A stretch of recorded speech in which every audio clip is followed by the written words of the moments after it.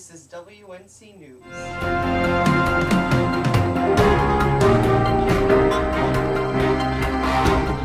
It's April 6th, 1862, and I'm here today in Hardin County, Tennessee, where things could not be more chaotic as the Battle of Shiloh rages on.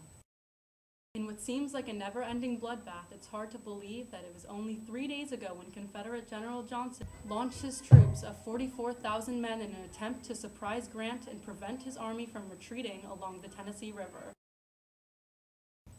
Win, any word as to what provoked all of this? Well, Cassie, if you look behind me, there sure does seem to be a mess of things right about now. It's my understanding that following the loss of Forts Henry and Donelson this past February, Johnston moved his Confederate forces to West Tennessee in order to regroup.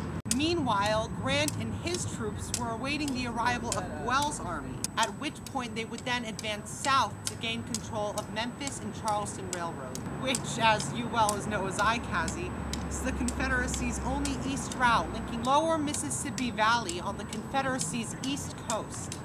Johnston then joined forces with General Beauregard, pushing back Union lines and striking with the greatest war tactic one could use, the element of surprise. Back to you, Cassie. Yes, well, it seems Grant's men were certainly not expecting this. Fighting broke out at dawn, right here on Corinth Road and behind Shiloh's church.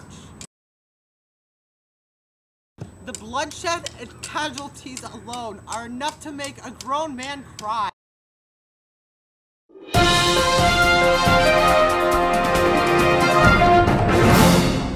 Well, now it's April 7th and the Battle of Shiloh is just going on and on.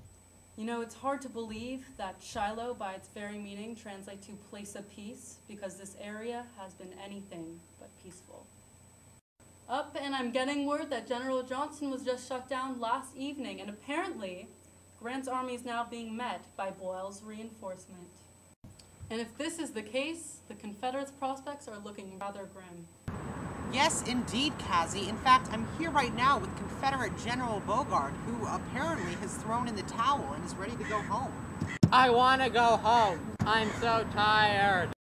Well, now it seems the bloodshed of this battle is finally nearing its end.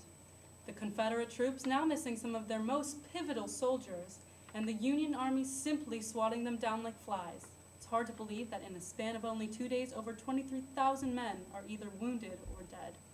So, Cassie, would you say all in all, Shiloh is turning out to be a Union victory? Well, I don't know, Win. I suppose the question to ask is, are there really any victories when it comes to war? A little something for you to chew on there. This is Cassie with the news, signing off.